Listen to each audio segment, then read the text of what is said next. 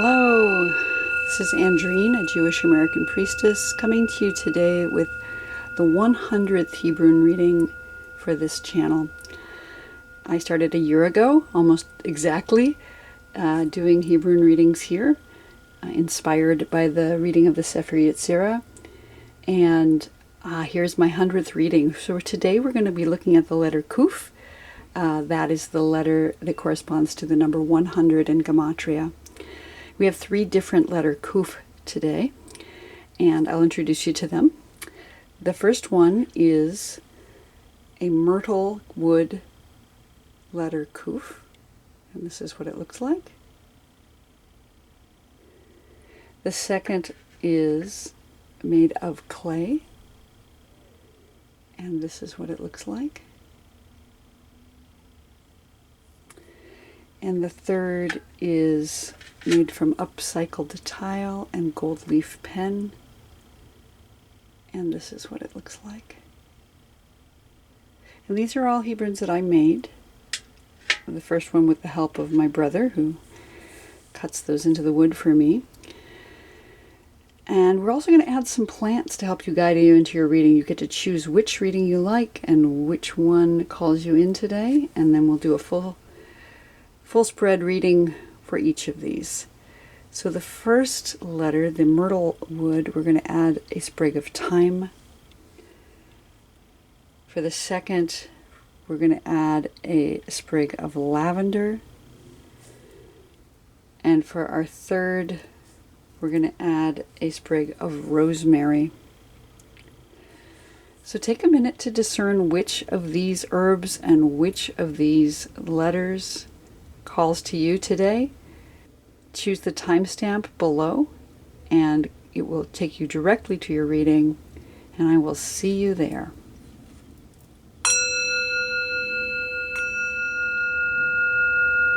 Hello, for those of you who chose the thyme herb and the letter KUF made from myrtle wood.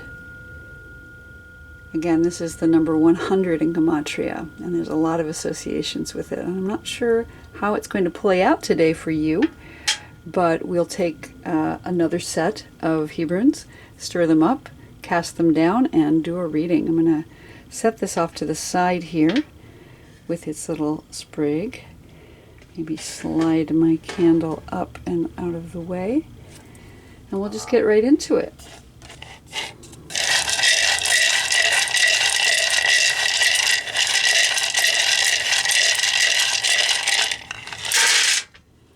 And the way we do a reading like this, let me back you out a little bit, is we cast down all of the Hebrunes in a set, and then we remove each of the ones that are face down and see what remains. Interesting. I'm going to leave that one just like that. These are all stacked up, so I'm going to move them slightly off to the side so we can see what we've got here. And maybe I'll even leave them in the direction they're facing. I know I twisted one of these earlier, but we're going to leave it as it is and leave that one sitting on the side. Give me just a moment and I'm going to adjust the camera so that we can see everything clearly. All right, here we have it. So the way I read a full cast like this is generally I start at the top or at the left and read toward the right. Because I'm a person who was a native English speaker, I read left to right. You're welcome to read the cast in whatever direction works for you. And of course up in the left we're just keeping the myrtle rune of the KUF that we chose for the reading with a sprig of thyme. And of course thyme is an herb. It's a tasty, savory herb that you may enjoy in your cooking. But it sounds like the word time as well. So there's something about it that invokes that joke phrase, I need more time. Because who doesn't actually need more time in their life? And I'm going to do the reading and then we'll see how KUF plays into it. Of course, you have the letter KUF I'm seeing down here at the bottom. Just a brief overview.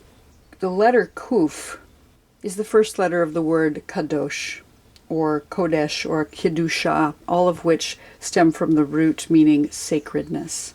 So it speaks to higher spiritual aspirations and holiness, and being designated for service to the divine. For instance, you might have a ladle in your kitchen that is, used for soup or cooking. A ladle in the temple would also be the same sort of ladle, but it is sanctified, which is to say made sacred for the use within the temple. So anything that we have in our life that we have designated for divine service can be considered kadosh. So I'll just start with that. And right at the top of our reading, I love that we have the letter Yud, because, as I said, KUF is the number 100 in Gematria, which is to say 10 times 10, and we have the letter Yud way at the top, which is the number 10. So it is the first letter of the divine name, the Yud He Vav He, and it also speaks to this idea of a one point, the very first mark that is made in terms of planting a seed. And it's very, very high on your reading, which would indicate that this is the most useful thing right now. The most useful thing, the most helpful for you in your current circumstance is that seed, that oneness, being 10 times 1, 1 being the divine. Again, the first letter of the name of the divine. So really relying on that oneness of the divine, the seed, the atom, the one point out of which all is born. It's the first letter of the word yad, which means hand, so it speaks to handicraft or artisanship in the world, creation, really, when it comes down to it. It is the foundation of sexuality. Again, planting a seed, it looks a little bit like a sperm. It is the smallest of all the letters, and yet it holds so much because it represents that name of the divine. It's one of the building blocks of the universe, like the atom, the smallest particle that we have that makes up all of creation. And because it is the number 10, it speaks to all things 10 in Torah, so the 10 commandments, which are these guides that we have, the 10 utterances, which are to help us find our way as we navigate, and also the 10 Sephirot, which are the divine emanations of God. So we have the 10 commandments, which are again a little bit of limiting, giving us guidance, but the 10 Sephirot, which are the divine emanations of such as compassion and heart and beauty and groundedness, 10 coming together into the oneness of the divine. And KUF is 10 times 10. So it's as if we are taking the 10 utterances of the divine in the form of the 10 commandments, multiplying it by the emanations of the divine with that idea of sovereignty and connection and endurance and presence. All of those things multiplied times those restrictions brings us to 100, brings us to holiness or sacredness. And I love that that's at the top here. I love that that's the most important thing in this reading right now. Right next to it, we have the letter Chet. The letter Chet is the first letter of the word Chai, meaning life. And to that end, it's the choosing life over death. And it's a choice we have to make each and every day. The letter Chet is about contracts and covenants. It looks like a chuppah, which is a marriage canopy, the flimsy structure under which people are joined together in union, in a contract for family. And it's also the first letter of the word choshek, which means darkness. So it's got that balance between the idea of life and the idea of darkness. Not that they are in opposition to each other, but that they must dwell together in harmony in order to find balance.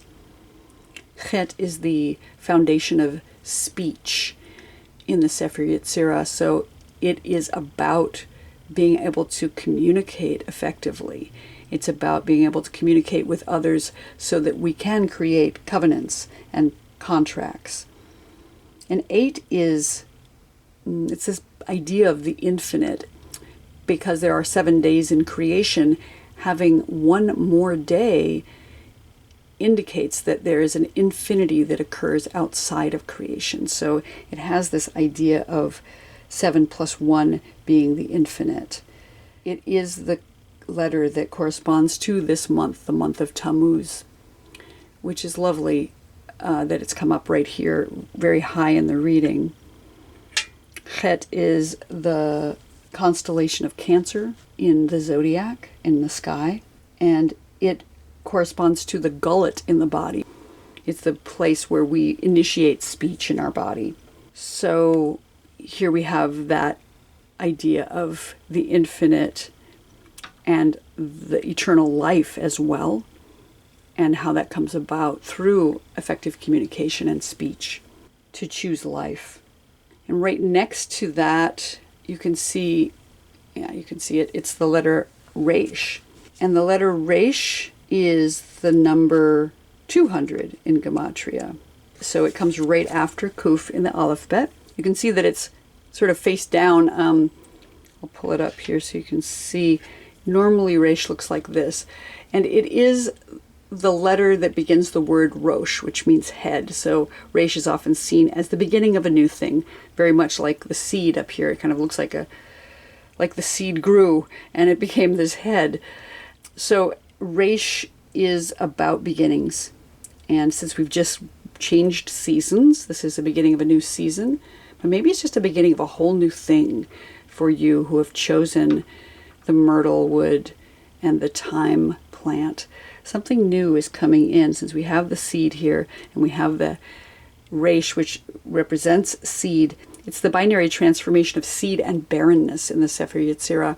So it has this idea of a continuum somewhere along that line of where is seed and where is barrenness and where do we land on it here. And it's face down, which is interesting because it's not completely upside down, but it's like on its face. And I find that really interesting because Resh often is seen as something meaning being humble, because that head is bent, it's bowed over. The word Rosh, which also begins with Resh, means somebody who is poor, a poor person. So there's some sort of humility, some bowed head that is happening here with that Resh. The letter Resh corresponds or rules over the planet Mercury in the sky. And the planet Mercury is often affiliated with the concept of communication again. So we've got communication twice here with the Chet and the Resh, and we have seeds here with the Yud and the Resh. So there's something new that's coming in, something that is about communication that's really important to this idea of sacredness that's being presented here with the Kuf. The next letter in our reading as we come down is this letter that landed on its edge. And I think that's really fascinating. Do you want to see what it is? It's the Ein Sof. So I love that it's the Ein Sof, that the Ein Sof, which is that without end, has landed on its edge right here. And it is the letter that I keep in each of my sets, which represents the infinite. Again, we have the Chet, meaning 8, representing the infinite, and the infinite itself, the infinity symbol, the blank, the primordial material. It is the material into which all of creation is carved, that which existed before time and will continue to exist after time goes away.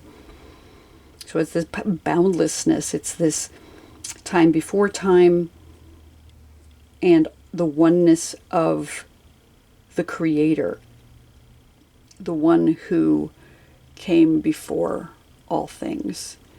That, again, material out of which everything is made before anything was made. And it brings with it this idea of tzimtzum, and I'll talk about that briefly. Tzimtzum is this idea of making space. So when the divine existed in this state of boundlessness, there was no room for creation because the divine was everywhere. And it is said that the divine contracted themselves down into that one point, out of which they were able to explode and create everything in existence. So it's that Jewish concept of the Big Bang. So we have the infinite, the everythingness that existed before time, the contraction down into one point, and then out of that bursts forth everything else. And we have that right in the center of our reading. So I think that's, for me, it looks like the centerpiece, that we have the holy, the sacred. And in that sacred is not just the Ein Sof, the boundlessness, that without end, but it's standing on its side. It's like standing up for us on edge so that we can't see its face exactly. There's a mystery that's unknown there, something about the fate of things to come, the unknown, the destiny, the void, the infinite possibility. Let's go with infinite possibility, that it's here and really hard to see because we're seeing it on its edge. That doesn't mean it's not there. It just means that it's difficult for us to see right now.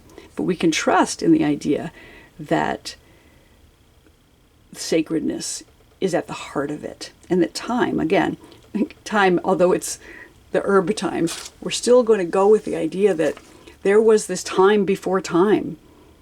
There was this space before space. And that's right here in the center of it all, to remember. It just wants to roll around.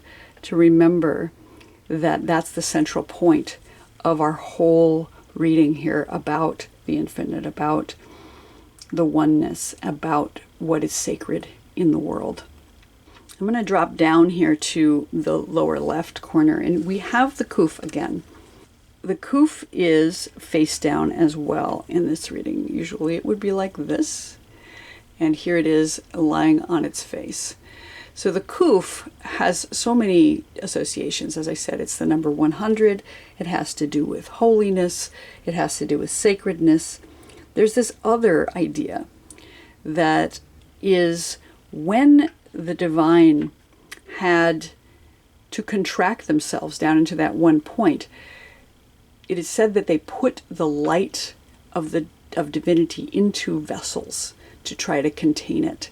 But those vessels were not strong enough to hold it, and so they shattered out into the universe.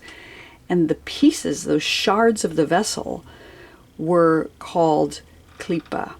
Klipa meaning shards or shells. And those klipa are in the universe somewhere, and they are causing some form of agitation. The light burst forth, and all the sparks of divinity exist within all of creation, and that it is our job as people to find the sparks in the universe and bring them back together on some level.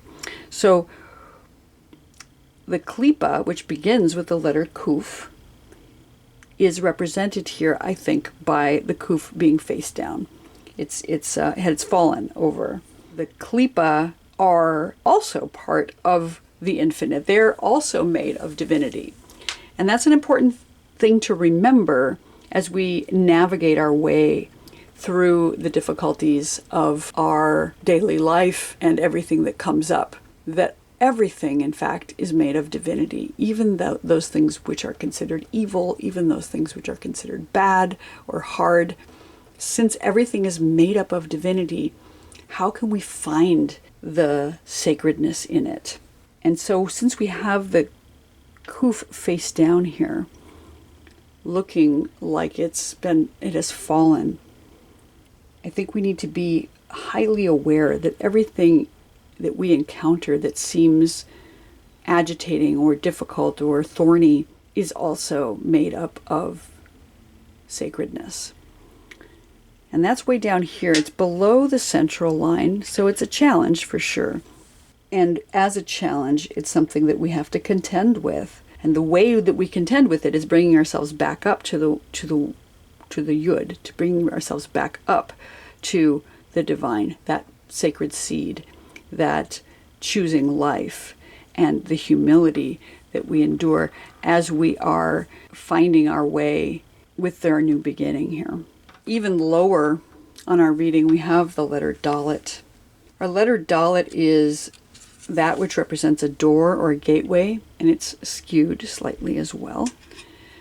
This is what it looks like. It's a gate or a threshold of some sort, and it also represents humility or humbleness. The word dal means poor. So there's something about needing to remain humble. Again, it was tilted slightly, so we need to bow our heads slightly in order to get through that doorway. Maybe duck our heads so we don't hit our heads on the lintel. And it is the binary transformation of wisdom and foolishness. We have to make wise choices here. It's another continuum on which we land somewhere. Where is it that we can make the best choices? This is in a challenging position since it is below the central line here. So there is a challenge right now with choosing wisdom when we're making our decisions. We have to remain humble. Maybe we have been humbled by the foolish decisions we've made. But we have to walk through a doorway here in order to get to the next place. And our doorway is maybe a little bit lower than we'd like it to, so we have to watch our heads. We have to watch our heads as we walk through that doorway. The letter Dalet corresponds to the planet Mars in the sky. It rules over the planet Mars in the sky. The planet Mars, which is often seen as a war planet. So maybe there's been some kind of contention or fighting that's going on right now in your situation, and that it is time to find our humility. It's time to choose wisdom over foolishness and make the transition we need to make to walk through that doorway. In the center area of our reading, just below the Ein Sof, we have the letter Nun completely tipped over. The letter Nun, which means humility. Again, we've got humility in spades here. The letter Nun normally looks like this. It is the letter that begins the word Ne'aman, which means humble. It also begins the word Nes, which means miracle. So it's about faithfulness and loyalty. And it's also about the foundation of locomotion being slow, steady movement forward. It's completely turned over. So it sounds to me like in this situation we've got some stagnation that's going on, that maybe the locomotion has come grinding to a halt, that there has been a loss or a lack of humility in our situation, that our miracles are difficult to see. We're seeing them on the edge right now, that we're not seeing the good that's going to be coming out of our situation. It is the letter that corresponds to the constellation Scorpio in the sky. And the constellation Scorpio, I mean, it kind of gets a bad rap. It's seen as, shady and maybe a little bit difficult. But in my understanding, Scorpios are actually quite sensitive. They just look dark on the outside. They're actually really softies on the inside. So maybe there's been some difficulty seeing, again, the softness in the situation and being able to propel our way forward in whatever our situation is. There's just, again, seems like some stagnation. And in order to flip that over, in order to move forward with humility, it's important to bring ourselves up here to the Het, which recognizes the darkness, knows that it's part of our situation, part of the life that we've got going on, and choosing life rather than choosing the darkness. Again, life and darkness are not in conflict, but choosing life rather than choosing death. Let's just go with that. And that's the way to help flip that Nun over and start forward on our path. The next letter I'm going to look at is the letter Tzadi down here in the center bottom of the reading. And it's lying on its face as well. The letter Tzadi looks like this. And it is the letter that means righteousness or justice. It's the letter that begins the word tzadik or tzedek. But it's also tzayid, which means hunting. And so it brings us back to that story about the sparks and the shards of vessel. That we are encouraged to hunt in the world for that which is righteous, that which is just. And even though this is face down, even though this is like lying on its face, again, it's not completely upside down, but it is lying on its face. There's been some challenge with righteousness. There's been some challenge with justice that somebody has fallen over, and that it is important to try to bring ourselves back upright. Tzadi is the letter that looks like a nun with a yud on its back. So you can see it looks a little bit like a bent over nun and the yud on the back of it. So it's about humility with the divine at your back. And this one has fallen. So there's a certain amount of necessity for finding humility and trusting in divinity. That divinity's got you, even if you've fallen over on your face. And through that, we can find justice. Again, bringing ourselves back up toward the Ein Sof, trusting in the infinite, trusting in the humility of the Rocha and the new beginning that is coming in here. And that will help us to turn our tzadi face up again. The next letter in the reading I see is the letter Shin. The letter Shin here just to the right. This is what's coming into the future here. But also below the line, we have the letter that means fire. It is the mother letter of fire, and it's tilted down. Normally it would look like this. And you can see 3 flames at the top licking up from the bottom. It's made up of 3 yuds at the very top and 3 vavs, 4 vavs in fact.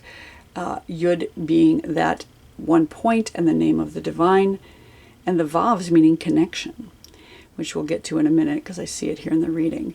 But the Shin is all about connection with divinity, connection with others, and connection with self, and fire. And the Shin represents the summer in the year. We're coming right into, we just passed this summer solstice here in the northern hemisphere, so it speaks to the fire and the heat and the passion of that heat that comes in. Passion, it's the head in the body. So it's, again, interestingly, right below the Rocha, which is also tilted. Something has gone wrong in the head, perhaps. Something has gone wrong with thought and that passion and possibly anger. A lot of times Shin represents fiery emotion. So it can be passion, love, and also passion and anger, and those are not necessarily opposites. You can have very strong love as well as anger involved in that, and they a lot of times will boomerang off each other. It is the element of fire, and so it corresponds to the sun and the moon and the stars in the sky, and like I said, the summer in the year. It's the first letter of the word shalom, which is often translated as peace, but in fact means wholeness. And again, we've got this tilt on it. It was 3/4 over, so it's as if there's been some brokenness that's taken place, that we need to figure out how to turn the Shin back upright so that the fire is burning in an appropriate way rather than a challenging way. Since it is below the central line, I'm guessing there's been some issue with passion or anger or fire or heat of some kind. It's also the letter that begins the word shuva, which means to return.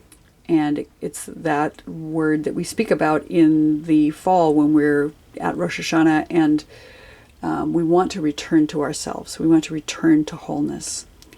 So there's a desire for a return to wholeness here. And there's transformation that can happen through fire. As we know, things can get burned up, and then that ash can be used to fertilize the soil for new growth.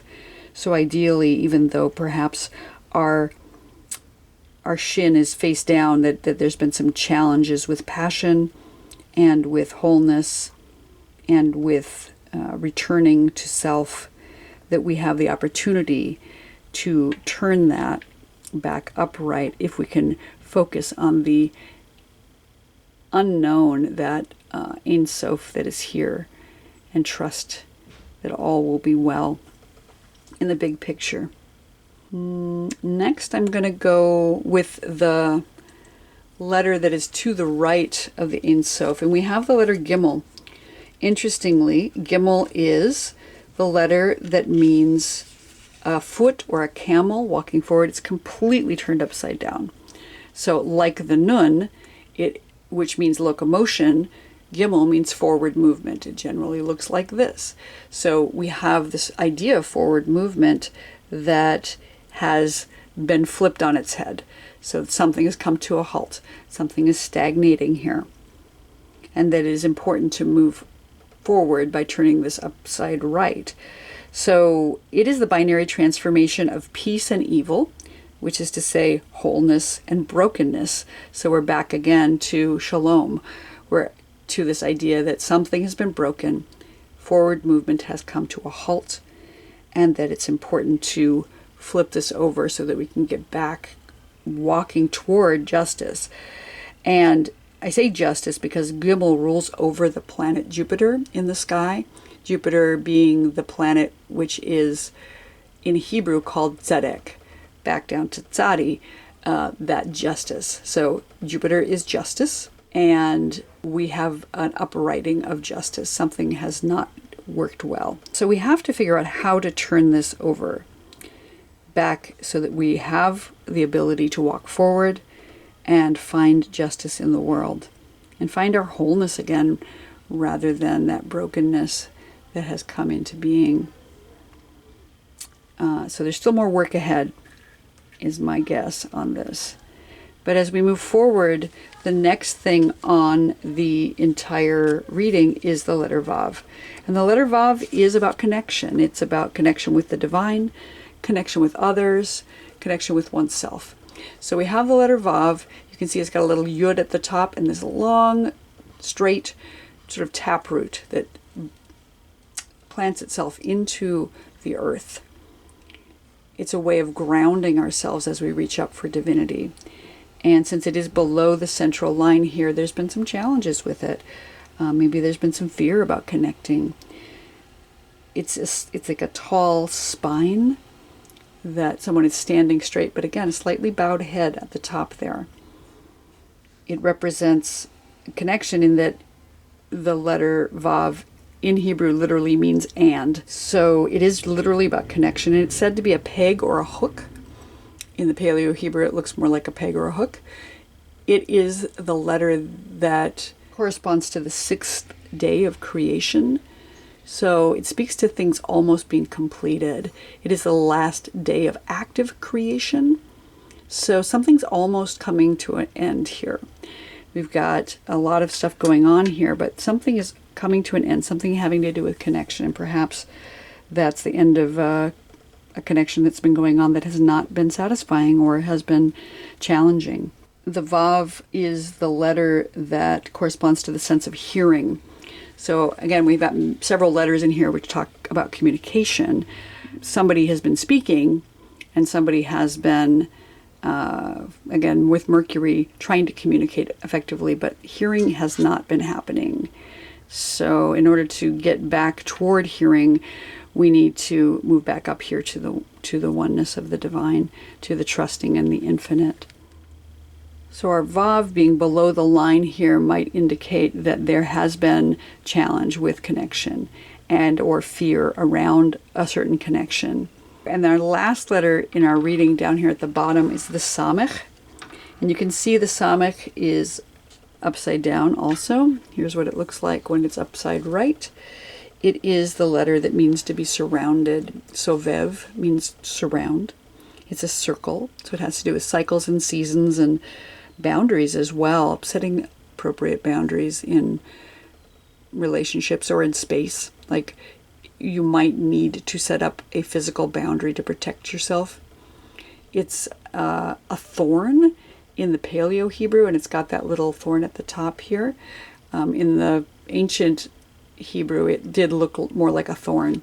And here it looks like just a circle with a tiny thorn on it.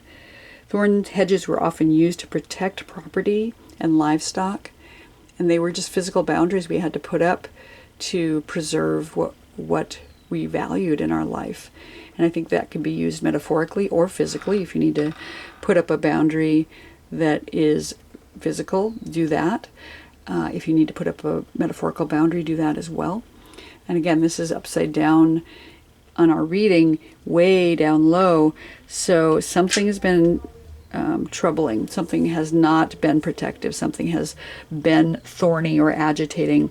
Samekh corresponds to the foundation of agitation in the Sefer Yetzirah. So whatever cycle is going on here, whatever sort of protection or comfort is attempting, there's a problem with it. There's some fear around it. There are some challenges that are going on with this situation around protection and boundaries. So going back over things here in the reading, we have the letter Yud at the top. That's the divine name. This is the stuff that's going to help us the most at the very top here. So trusting in divinity, trusting in that, planting a seed, trusting in the foundation of sexuality, creation. We've got the letter Chet, which means life and darkness, trusting that even though things might look dark, there is still the potential for life here. And as we come down into the Resh, we've got, again, a new beginning, but humility and something that is challenging about it, perhaps.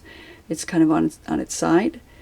We have the Ein Sof in the center, which is this understanding that the infinite is here with us, and we need to trust in that in order to rectify everything that's below the line. We have the letter Nun being humility that's on its head, so difficulty finding our way forward with locomotion. And Kuf face down here, so a problem with that idea of sacredness, with that idea of the shards of the vessels that are existent in the world. The Dalet tipped over. We have to walk through a doorway, but it's very challenging to remain humble as we do so. As we search for justice in the world with the Tzadi, that has also been tipped over, some problem with justice, and fire, passion, anger, perhaps, has been problematic. And the Samekh with our protection is not working, and Gimel also, our forward movement, has stopped. Connection, fear around connection, need for connection, but fear around it. All of this coming together in order to create that which is sacred in your life. We're going to pull out one tarot card from my tiny, tiny tarot deck to see if we have any more information or messages for you from this reading, this 100th reading for you. And I see this one. And we have the Fool. Lovely. The Fool is the 0 card. And it's about setting forth with a new adventure. Something new coming into your life. Having optimism and boundlessness. So for me, I see the Fool as corresponding to the Yud in Hebrunes, because it is about planting a new seed, but also on some level it corresponds to the Ein Sof, because it is that boundlessness, that ability to step forward into the infinite, to just step off a cliff. You can see this Fool in particular is riding on a cat.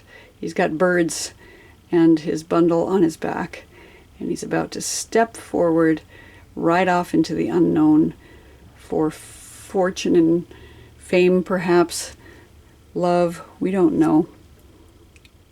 And that is a beautiful ending to this wonderful reading. So for those of you who chose the Myrtle Hebrune KUF and the Thyme plant, this has been your reading. I wish you a beautiful season, a beautiful month of Tammuz, and a lovely, lovely Shabbat. Shabbat Shalom.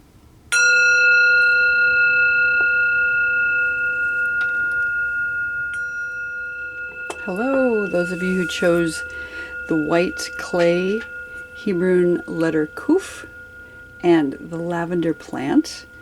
This is your reading. We're going to do a full spread reading today. I'm just going to talk about the letter KUF a little bit and the lavender plant. The lavender plant itself is symbolic of love and peace and serenity. It is often used as a scent to calm people down And it's got that beautiful purple color in the flower that is, I've got some here actually, that is symbolic of royalty.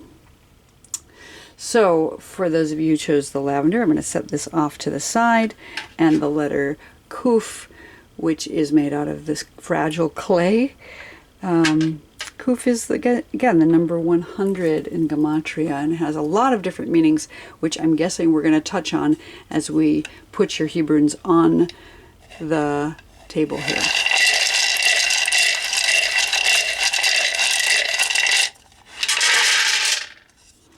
And the way we do this reading is I take out all the Hebrunes that are face down in the spread, and then we read what is left.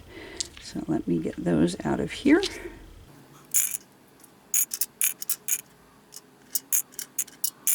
Okay, so I'm going to leave them stacked the way they are, and we'll get to what's underneath them, unless they're, let me see if they're face down. That one's face up, and that one's face down. Okay, pull that one out. Okay, I'm going to leave the ones that are stacked like they are, and we'll read what is here. So starting with the upper left corner, it went very high, we have the letter Tet. And the letter Tet is a letter that means cup or vessel. You can see it looks a little bit like a cup. It's got an opening at the top, and it was tilted a little bit, so it looks like it was about to pour out. The letter Tet is often representative of a womb or some kind of gestation. It is the number 9 in Gematria, so it has to do with the 9 months of pregnancy in the human body. And it is the first letter of the word Tov, Tov meaning goodness. So it is representative of a vessel that contains goodness within it. And to that end, I love that it's sitting right up here next to the KUF that you chose, because it's as if it's pouring goodness out right onto the KUF itself. Now KUF is, again, got a lot of meanings, but the one that comes to mind right off the bat is the word kadosh or kidusha, which means holiness or sacredness. Sacredness meaning that which is designated for service to the divine. And we've got this gestation that is pouring goodness right into your letter KUF. KUF meaning that highest spiritual aspiration of sacredness and designation for service to the divine.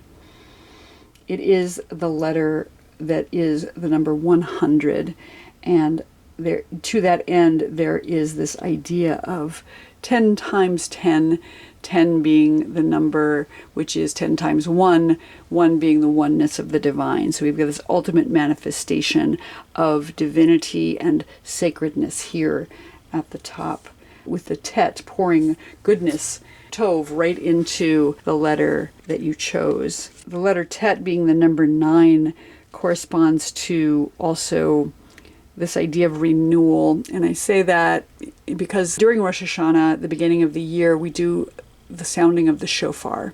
And the shofar is the ram's horn that we blow to sound in the new year and to wake people up to what needs to change in their lives. And so it's about this renewal. There are 9 sets of 9 blasts in the Rosh Hashanah service. So the number 9 helps us to think about that, this renewal, this idea of renewal. Some say also that the Tet looks a little bit like a coiled up snake, maybe a snake in a basket. And the snake itself is about renewal because it sheds its skin and it renews itself as it grows. And I love that. A lot of times snakes get a bad rap. They are given a negative connotation, mostly because of the story about the snake, the serpent in the garden. But in fact, snakes are those things which transform. And there's a snake also that Moshe used to help heal the people in the desert, a copper snake. So snakes aren't all bad. They are transformative property. So Tet also has that connotation with it.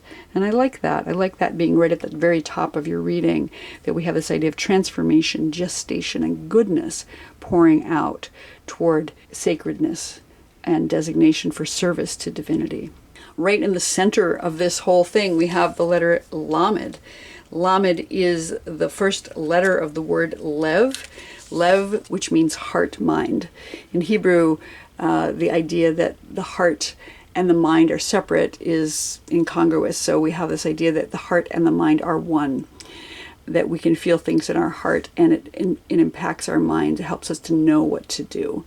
Lev is the one letter that reaches above the line. So it's like reaching up for connection with divinity, as well as reaching down and planting itself deep into the earth. And to that end, we have the KUF, which is also a letter which is the one letter that goes below the line. And that is about going deep into the world and searching for goodness and divinity within all things. So the Lev being here, we've got both the reaching up and the reaching down that's happening, is also about learning and teaching. So time for learning and teaching right now in your situation, whatever it may be, that it is important to learn what you need to learn and teach that in order to learn it for yourself better, but also to educate others. The letter Lamed has to do with digestion in the body. It represents the intestinal tract. So it's about taking in what we need to nourish ourselves, both physically and spiritually, as well as educationally, and then discerning what is useful and what is not, and excreting, letting go of that which we do no longer need to carry. So I like this idea of digestion as it applies to both physical nourishment and sustenance, as well as how it corresponds to what we take in to our minds and what we take into our spirits. So we have to have some discernment and ability to let go of those things which are no longer serving us. And that's really the central issue of your reading here, having the Lamed right in the middle. As we go down to the lower left, we have the letter Dalet. And Dalet is the letter that means doorway. This is what it looks like. It was lying this way in your reading. It generally is upright like this. So we have this doorway, this gateway, and this idea of humility as well. Dal in Hebrew means poor, or a poor person. And so it has this concept of humility within it. And I think of it as having to duck one's head, to lower one's head in order to get through a doorway. And as it is a doorway, it's about transitions, about moving from one thing to another. This doorway is tilted this way, so it feels open to me. It feels like it's open up, ready to let you in. But it is important to maintain the humility that you have in order to step through. It is the fourth letter of the Hebrew alphabet, and so it corresponds to the number 4. And to that end, it corresponds to all things 4. It has the idea of the 4 seasons, the 4 directions, 4 letters of the name of the divine. It has a certain stability to it, and the 4 elements as well, earth, air, fire, and water. So it has a certain completion and stability to it, but there is an openness, a doorway that needs to be stepped through here. And it is below the central line of your reading. So there is some challenge or fear about stepping through that door, is my guess. Even though the door is open, I think there's some fear or concern about stepping through it. And in order to overcome that, we need to move ourselves back up to this goodness that is pouring out for us, and trust our hearts, trust our connection with the divine and the heart as well. And our ability to discern, we do have that ability given to us by the divine. Right below the Lamed, I see the letter Gimel. And the letter Gimel is about forward movement. It is a foot or a camel that is walking forward. It is upright in our reading, but it is leaning on top of the upside down Kaf here. So we'll talk about that in a minute. But the letter Gimel itself is about moving forward. It's about walking ahead and rushing toward justice. Gimel is the letter that rules over the planet Jupiter in the sky. Jupiter, which is Tzedek in Hebrew, tzedek meaning justice. So we have this idea of justice that we are moving forward toward, but there's been some challenge here. It's below the line. So we have this idea that there's a challenge coming, or that is currently in our situation, that we have to overcome in order to get toward justice, in order to move forward toward justice. It's the number 3 in Gematria, so it corresponds to the 3 creation elements of fire, air, and water. Earth being the 4th one and earth being us, right? So these are the 3 creation elements that the divine used to create existence, and earth is that 4th element, which we fill in that space. So Gimel is the elements of the divine without us in it in some level. So there's this binary transformation of peace and evil, which is to say wholeness and brokenness. And since this is below the line, seems like there's been some brokenness, and that there is a need to start to move forward again. Beneath the Gimel, literally beneath the Gimel, we have the letter KUF, and it is upside down. I'm going to move Gimel off to the side here so we can pick KUF up. It's completely upside down. Normally it looks like this, and it is a palm of a hand. So it's about giving and receiving, and it's also about possibly oppression. Something has been oppressive or suppressed, perhaps. Since it is completely upside down, my guess is there's been some kind of maybe abuse of power, some kind of oppression that's happening. The KUF, it rules over the sun in the sky, so maybe even just the change of seasons, the heat that is coming into our hemisphere right now could be incredibly oppressive without shelter. KUF also corresponds to that sheltering. So the power, the hand of the Shekhinah, which is both sheltering over us and lifting us up, but it is turned on its head. And since it is under the edge of the Gimel here, it's maybe what's preventing us from moving forward, that there's been some kind of oppression, there's been some kind of suppression that's happening, and we are unable to give appropriately or receive appropriately. That perhaps we're giving too much of ourselves, or we're being stingy and not giving enough, or that we are not able to ask for the help we want. And we need to ask for that help in order to move forward, I think. This being turned upside down below the line and underneath the Gimel sounds like a really, really harsh and difficult time right now. That there's fear around the oppression, that there's some kind of maybe even binding that's going on that is preventing forward movement, and the inability to give and receive appropriately. There's not an equal exchange that's happening.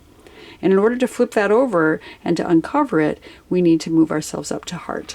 We need to find our heart in the situation and trust in our discernment about what is the right thing to do, even if it is challenging right now. Down very low on the reading, the lowest one in the reading completely is the Ein Sof. The Ein Sof meaning that without end, the infinite, the boundlessness, and the void that is down there for us. Beneath all things, the Tehom, the deep, that, again, void that existed before all of creation and will continue to exist after all of creation. Really, really low on the reading would indicate there's a huge amount of fear around the unknown. There's a huge amount of fear around not knowing what's coming next, and maybe a fear of moving forward even because of that unknowingness.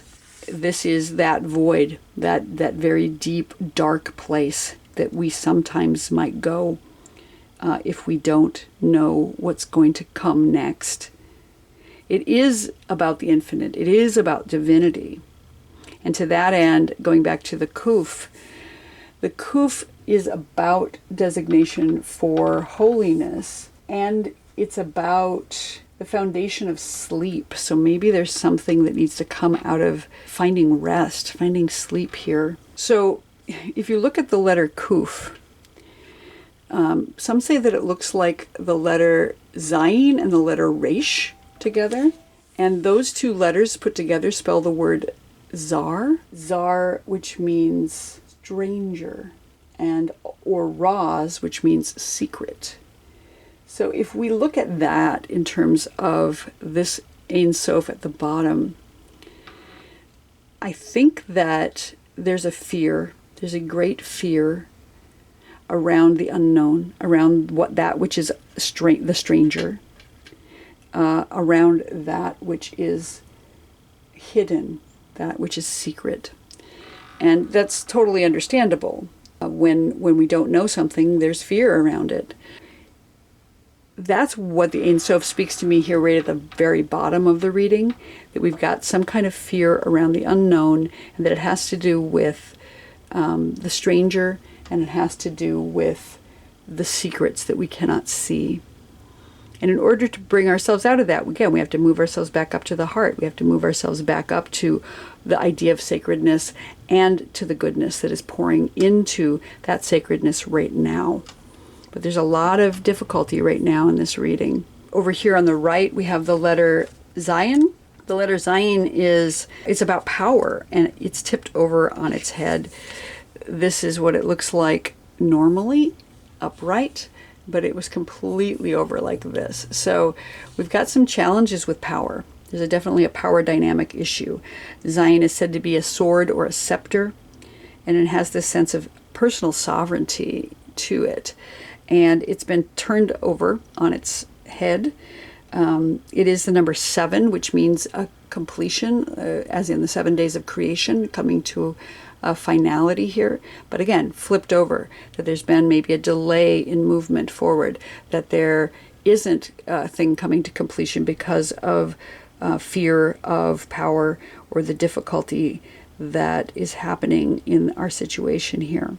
It is about lightning and thunder and power.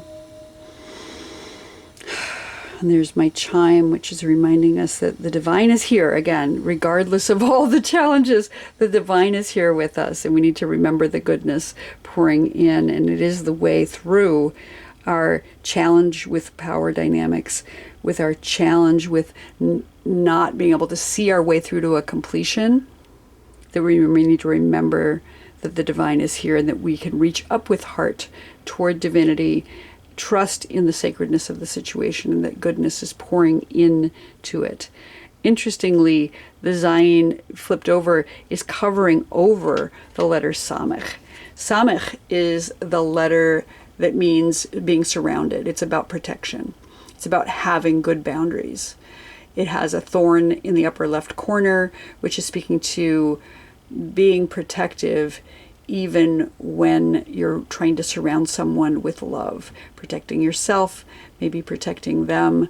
Thorns were sometimes used as hedges around homesteads in order to protect the occupants from would-be predators and to protect the livestock from getting out when they needed to stay in. So there's this hope and this understanding in the future of some kind of being surrounded with protection, but it is hidden right now underneath this skewed idea of power here. I'm going to set this so we can see both of them at once. So yeah, Samech is about being surrounded with love and protection, and it's really low on our reading, and it is covered up, which means that there is fear and challenge around setting good boundaries. There's a problem with setting boundaries that's completely wrapped up in a bad power dynamic, I think. And that inability to see how things are going to come to an end because we don't have good boundaries, maybe. We're not setting appropriate boundaries in the situation. This is a challenging reading for sure, but I think it's got the potential for goodness here. It's got the Tov right at the very top, pouring down into that sacredness.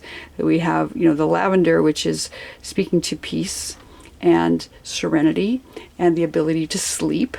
And right in the center, the central issue is heart. The central issue is love. It's about reaching up with love for divinity, reaching down into the earth and grounding oneself, and as well as being able to discern what is the loving thing to do. And it may not be what appears to be loving at first, but it is to set those boundaries, to try to turn over that power dynamic and give yourself your own sovereignty back. You need to reach up with heart and discern what is appropriate in the situation. That we're having difficulty moving forward right now because of an issue with power, with koach, which is the first letter of the word is kaf. That there isn't room right now for shelter and protection because we have issues of power that are flipped over. So the doorway is open. We don't need to be afraid to walk through it. That even though we have the infinite, the unknown below here, we can still reach up with heart to find the goodness that is pouring into the situation from the divine with the sacredness here. We're going to pull a card today from our small tarot, our tiny tarot deck. So let me shuffle and see what card comes out to give us a little clarity, more maybe a hopeful message. We're going to read only uprights. Oop. Okay, we've got two. That wasn't intentional, but here they are. The first one is, oh boy, we've got three. Okay, we have three. We have the Ten of Cups, which is lovely. That is a ultimate joy and happiness card. So that's really positive. Ten of Cups, you can't get any happier than that. It's all the cups being filled in celebration. We have the Star, which is about reaching up with hope. It's exactly the Lamed. So the Star, reaching up with hope. And our third card that fell out today is the Four of Cups. The Four of Cups, which is, the Four of Cups is being unsatisfied, maybe a little bit bored with the situation. So there's a worm in the apple here. You can see this person has been drinking many cups of love, but they're unhappy with the fourth cup that's on the top of their head and the worm in the apple. So interesting that we have the really happy outcome of the Ten of Cups and the Star, the hope that's coming out of it, and in some level that rejecting that fourth cup that is being offered to us, maybe out of hope for safety, maybe about boundaries and protection, about not wading into one's cups and relying on an external liquid to help us, but maybe turning away from the drinking that's happening here with this person. They've been indulging and they can't even see the good that is there for them. But we have the potential, again, the hope of the Star and the joy of the Ten of Cups as a potential here. So surprisingly, 3 tarot cards for you today. For those of you who chose this Letter KUF for the 100th reading today, may you find the goodness pouring into the sacredness of your situation, being able to discern with your heart what is the next thing to do. I hope you can move forward toward justice, walk through your doorway. Don't fear the unknown, but flip that power dynamic over. You've got power upside down twice here, so find your protection, set your boundaries, let go of the cups that are not serving you, and reach for the Ten of Cups, which is serving you, to find hope of the Star in your situation. So have a beautiful Tammuz, have a wonderful summertime, and a beautiful Shabbat. Shabbat Shalom.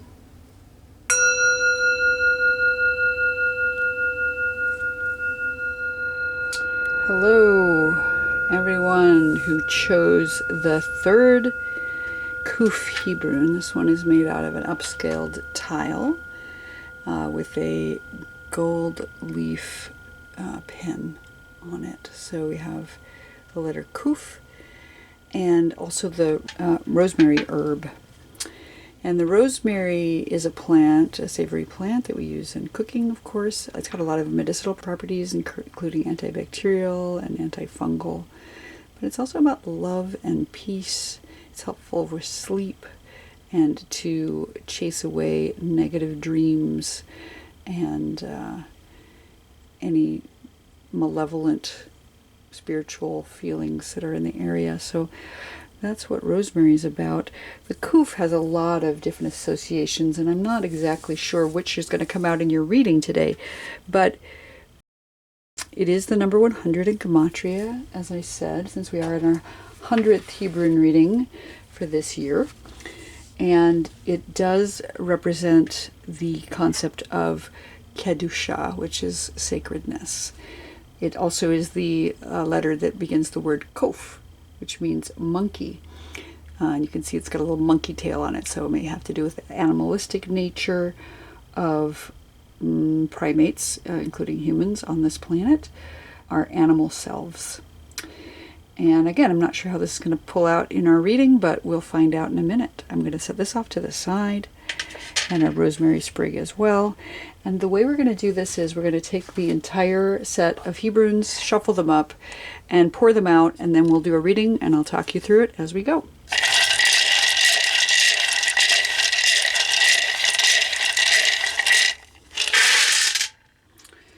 Okay, first thing we do is we remove all of the Hebrunes that are face down and remove them from the spread, and then we read what is left. Okay, I'm going to back this out a little bit so you can make sure to see everyone. There we go. All right, so I'm going to start by looking at where the Hebrunes have landed in relation to kind of our central area here. If I were to choose a central Hebrune for this spread, I'm probably going to go with the letter Bet, which is right here in the center of the spread. But I'm going to start reading in the upper left corner. And the letter that appears in the upper left corner in this reading is the letter Pe. It landed right on top of the KUF itself. So let me pull this out. It landed this way, so it's on its back. And what the letter Pe represents is a mouth. It's the mouth of the divine. You can see that it looks a little bit like a mouth. It's said to be the mouth of the divine, speaking creation into existence. So it has to do with communication. It has to do with speaking what you would like to see in the world and having it coming into being, which is one of the powers that was given to us by the divine. The divine spoke and the world came into creation, and we also have that power of speech. The Pe being on its back like this is a little interesting, and lying on top of the KUF, it's as if it's lying there with its mouth open, maybe speaking up toward the heavens, or receiving down from the heavens some sustenance or nourishment. It's lying right on top of the KUF here, like so. The letter Pe is the number 80, so it has a connection with the infinite, 8 being the number of days of creation plus 1, which indicates an infinity, and that infinity loop that goes with the number 8. Pe is 10 times 8, so it's this ultimate manifestation of the infinite representing the divine itself. So it has this idea of infinity in it, and it is a spiral. If you look at it in a certain way, you can see that it sort of spirals in, and so to that end it also has this idea of the infinite that is spiraling in infinitely and out infinitely as well. And it has to do with time on that level, because time is this infinite spiral that continues going around and around, but also moving position as it goes through space.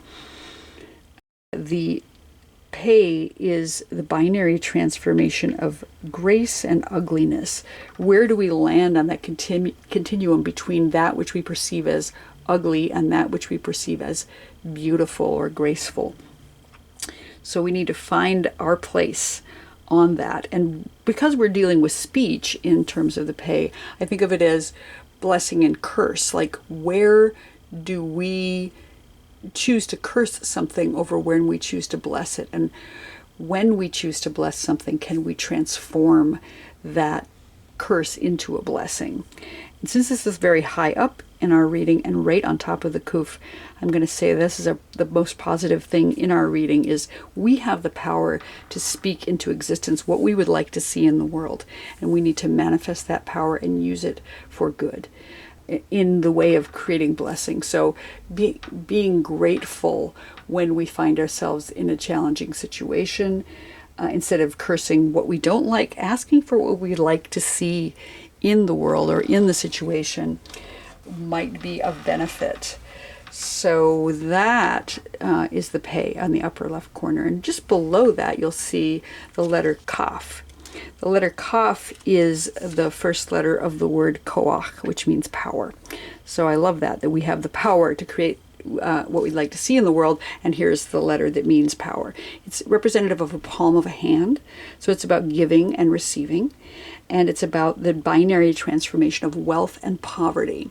So what do we have that makes us wealthy? What can we give out of our wealth to assist others? How can we receive so that we are not impoverished? And how can we give so that we don't give away everything, so that we remain whole and within our own power here? It's also the letter that begins the word keter, which is crown, so it has to do with sovereignty. And the hand of the divine, the Shekhinah, lifting us up when we are feeling low, as well as covering over us and sheltering us from, for instance, the harshness of the sun. The sun, which is the source of life on earth, but also can be oppressive if we are getting too much of it. Kaf rules over the sun in the sky. In the Sefer Yetzirah, each of the letters is affiliated with a heavenly body. And so the sun is represented here. And since we just turned seasons into the summer where I am, that seems very appropriate. I'm going to move down now to this lower area, and the next thing I see is the letter Shin, and it is low, and it's also upside down. Shin is the mother letter of fire, and the reason why I went to that letter next, both because it is to the left of our reading and because it is fire, and so it's about the sun, and it corresponds to the summer month in time. And here we are in the summer months, coming into Tammuz, into the time of the solstice, the summer solstice in my hemisphere. It is upside down and it is low in the reading. So something has come up, perhaps, that is challenging around fire, around maybe passion. So it could be a love passion. It could be also anger. Something is up with regards to fire. Fire is a transformative property, but when it's turned on its head, it's not necessarily serving everyone involved. So since we have the sun up above, but we also have this passion and this fire below, the Shin corresponds to the sun and the moon and the stars in the sky. It is the mother letter of fire, fire being this creation element that we use to transform. Oftentimes you'll hear about fire being used to cleanse something. Sometimes it's water, sometimes it's fire. Fire is used to create ash, which then can be used to fertilize the soil for new growth. Or if you think of it in terms of like the phoenix or the Hebrew bird, the ziz, which is a phoenix-like bird that burns up and then is reborn.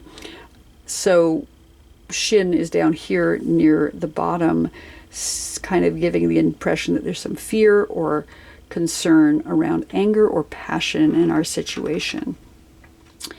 Next to the Shin, a little lower even, is the letter Vav.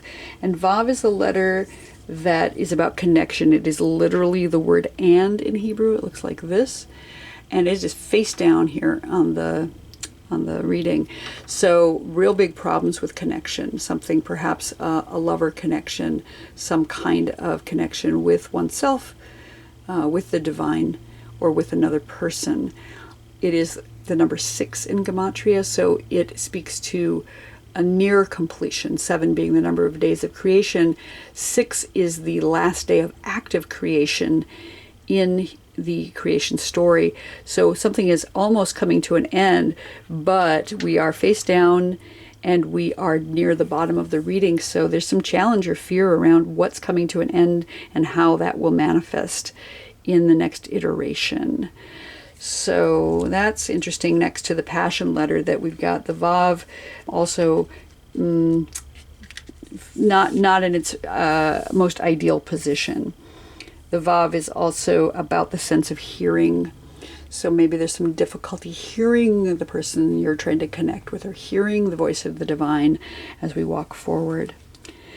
Next to it, we have the letter Yud, and Yud is the letter, it's the first letter of the divine name. It's upside down. So this is what it looked, how it fell in our reading.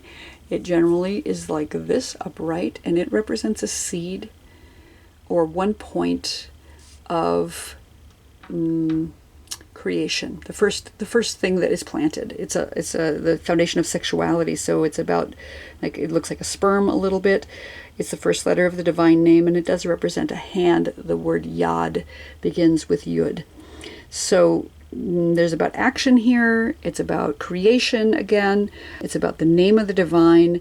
It is the smallest letter and the building block of the universe. So the atom is represented by the yud. It is the number 10, so it's divisible 10 times 10 being 100, which is the KUF. And so we've got this, but it's, again, upside down and low in the reading, which would indicate that there's some problem with sexuality. Maybe there's some problem with, again, connection to divine creation, with planting the seeds that we need to plant right now. That maybe there's some challenges here. And if we have those challenges, the best way to transform these and turn these back upright is to move back up into our power and move back up into the understanding that we can create things that we'd like to see in the world by speaking them into existence. Okay, we have a lot of letters here, so I'm going a little bit fast. I hope it's not too fast. You can always slow down or come back and rewatch. I'm going to go to the center upper part of the reading. We have the Ein Sof. The Ein Sof, which means that without end. It is this idea of boundlessness and unending. It can represent like the void or the deep, the unknown or chaos. But since it's above the center in the reading, relatively high, I'm going to go with the infinite, this time before creation, or that primordial material into which all things are carved, the oneness of all of creation, this time before time, and the idea of beingness. The divine name, the Yud He Vav He, is all the tenses of the verb to be. So it has within it this idea of just existence, this whole idea of the fate and destiny and the infinite possibility that is here. So we have that knowledge that there is infinite possibility in our situation, regardless of the challenges that we might be facing right now. The He, I didn't mention the He underneath the Yud here, which is significant. The He is also tipped over on itself, and the He, I'll pull that up in just a second, is the letter that begins the word Hineni. It looks like this, and in our reading it was like this. So our He's got its little legs in the air. This is about presence. The word Hineni means here I am, and it is the appropriate answer that humans give when they hear their name called by the divine. It has to do with the sense of sight. And again, as it's tipped over in our reading, I'm guessing it has to do with the challenges that we're facing in remaining present in our situation, maybe not being able to see our way forward. It's about availability and service to the divine. When one, again, responds Hineni, it means here I am ready for service, for whatever you need the divine. And since it is stuck underneath the upside down Yud, it's like we're having difficulty connecting with the divine and saying here I am. We're having a hard time remaining present and available for service here. So that's a concern. It's a fear. It is the number 5 in Gematria, and to that end it speaks to the 5 fingers on the hand, action and artistry in the world. And being under, again, the Yud, it's just tipped under the Yud here, which means hand. So we've got hand here twice. The hand meaning Yud, and the 5 fingers on the hand in the He being the number 5. It is the liver in the body. Liver, which in Hebrew is keved, and is the same root as the word kavod, meaning glory and honor. So some difficulties, some real challenges around connection with divinity and being present for service to the divine. Maybe we're just really stressed out about whatever anger, situation, passion we've got going on over here. And again, to remedy these things, we need to go back into our personal power and know that we can speak into existence that which we need to speak. Our central issue, as I said, we've got the letter Beit.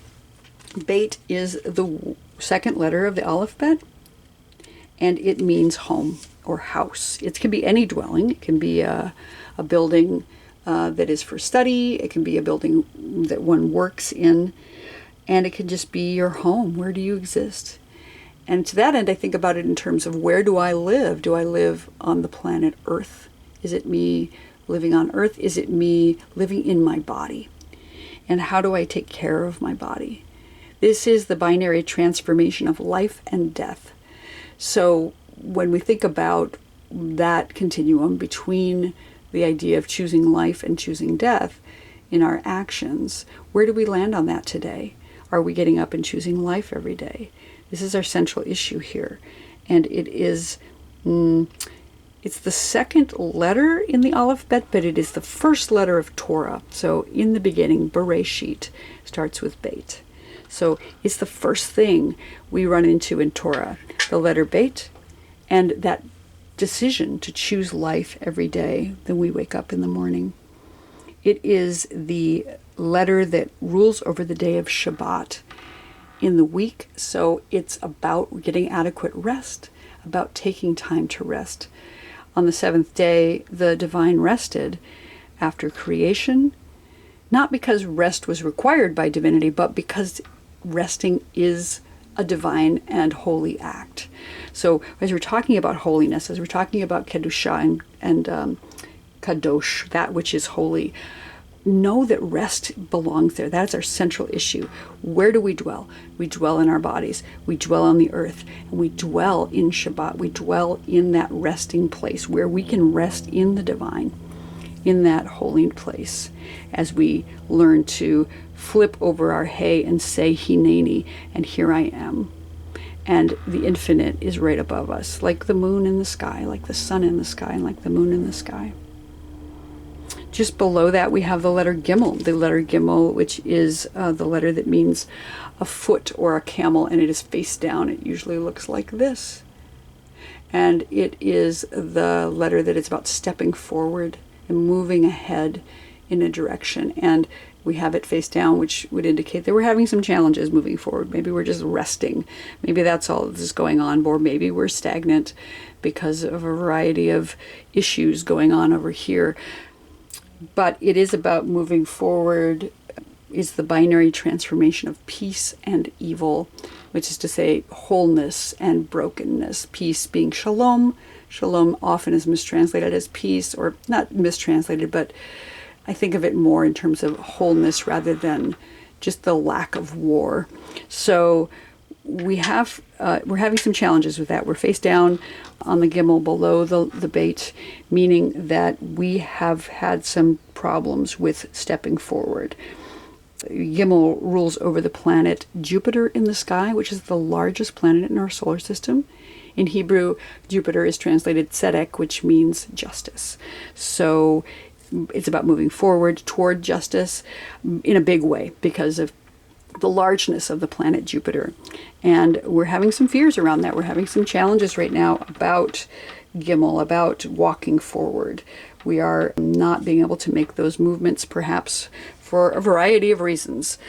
Maybe you know what they are already because you're the one in your life, but in order to do that, we need to rest in our bodies. We need to find our place where we are feeling confident in ourselves and trusting in the infinite. Below the Gimel, we have the letter Ayin. Ayin is said to be an eye. If you look at it this way, it looks a little bit, well, it's kind of like this in the reading. It looks a little bit like an eye with makeup on, or maybe two eye stalks reaching back on the optic nerve toward the brain. But it is tilted. It's about being able to see our way forward. And it's kind of pointing backwards in this reading, but it's about vision. It's about being able to see our way forward, knowing what the right thing to do, and also about being watched over by the divine. We can trust in that. We can trust that we are being watched over. And maybe since it's tilted a little bit, we're not sure. We're not feeling that certainty that the divine is watching over us. But I know that it's true. It is the number 70 in Gematria, 70 being 7 times 10, 7 being the number of days of creation, which is a finality, a completion thing, and 10 times that being that ultimate manifestation of completion. Something is coming to a completion, and there's some fear or concern around that right now, a challenge around whatever's coming to an end, maybe not being able to see our way forward, being stuck face down with our gimel and not feeling confident in our bodies, in our homes. But we need to bring ourselves back up there, bring ourselves back up to our bodies, bring ourselves back up to our safety in our home, and the being watched over by a divinity and the infinite possibility that exists there. Below the ayin, we have the letter tet. Tet is also tilted over, and it is the letter that is representative of a cup or a vessel of some kind. Some say it is a womb. It is the number 9, so it can represent the 9 months of gestation in the human body. Something is gestating, but this cup is flipped. This cup is pouring out. It is the letter that begins the word tov, which means good. So maybe we're feeling like our goodness is pouring out, that our gestation is not going well, and that we are losing something there. It is about renewal, and some say that it's like a snake that is coiled around, and that snake is a transformative property. He's one who sheds his skin and renews themselves. But we're upside down here, so maybe there's some concern or fear around a renewal and not feeling like we're going to be able to find a new way, not being able to see our way, not being able to move forward.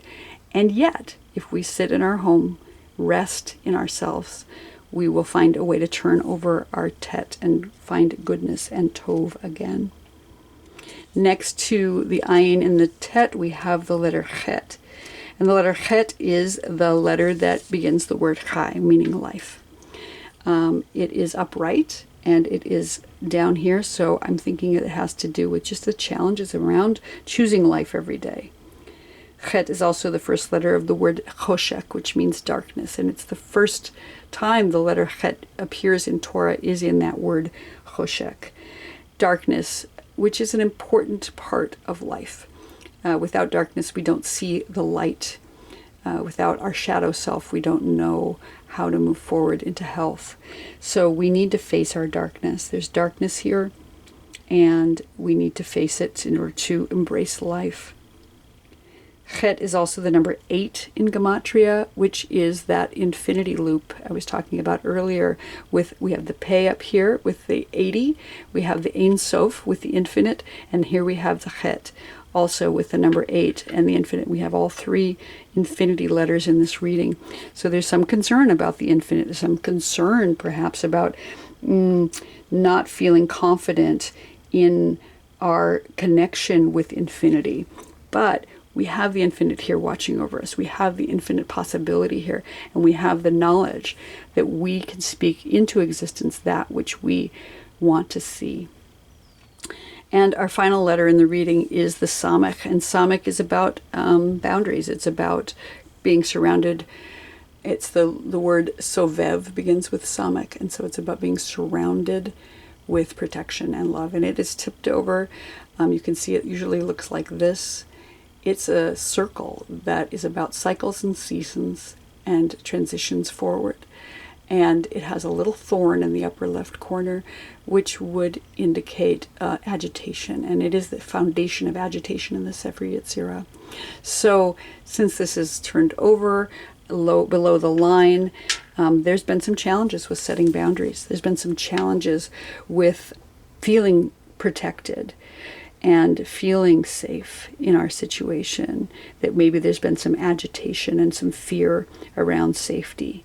And that is totally valid. If that is our case, we need to move ourselves again back up into our bodies, spend time feeling secure in our home, finding the infinite possibility of the divine watching over us, coming back into our personal power, and finding our ability to speak into existence that which we want to see, to find those blessings that will help turn around all of these fears and concerns that are down here. Again, just dwelling in our bodies is going to be key for all of this. So I'm going to pull out a tarot card to see if we can get some further clarity on this reading. It's pretty clear to me. We have we have the home right in the center. We have some issues with passion and connection with the divine, and showing up and remaining present. We have some issues moving forward or seeing our way forward, and fear around goodness not being here. But we have the ability to move up into our bodies, up into that infinite possibility, up into our personal power, and up into speaking into existence that which we would like to see in the world. And that will bring us through to holiness, to sacredness. Ugh, I saw this one jump, so I'm going to pull it out. This is the one that wants to be here today. And we have the Queen of Cups. Okay. Queen of Cups, the mother of water. She is the one who nurtures and watches over and cares for all emotions and feelings, all those liquidy things. You can see she's represented as a mermaid here, playing a lute and wearing the cup on her head. She is in the water, and she is of the water. So more about gestation and feeling surrounded with protection, being birthed forward into something beautiful. And I love that here with the Ein Sof and the Kedusha, that holiness, that sacredness of being in your body, being in your emotional state, being with the flow, going with the flow, and being master over that, because the queen is the one who is in authority and power here.